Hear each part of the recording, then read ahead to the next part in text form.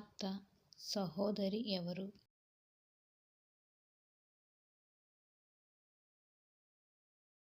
Mariya.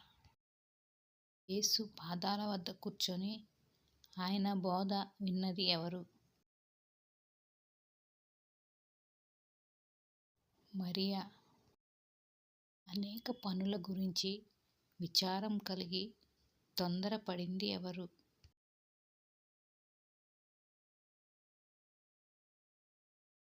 Martha. ఉత్తమమైన దానిని ఎవరు ఏర్పరచుకొన్నారు?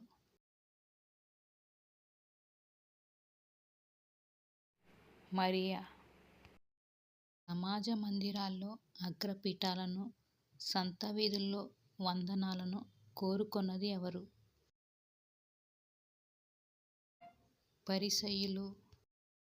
దక్షిణ దేశపు రాణి అని ఎవరి గురించి యేసు చెప్పారు? షేబ దేశపు రాణి. జ్ఞానమను తాళపు చెవిని ఎత్తుకుని పోయింది ఎవరు?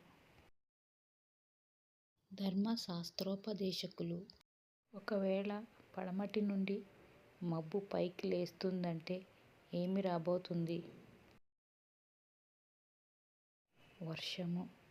నీలో నుండు వెలుగు చీకటి అయి ఉండకుండా చూచుకొనుము అని ఎవరు చెప్పారు? యేసు.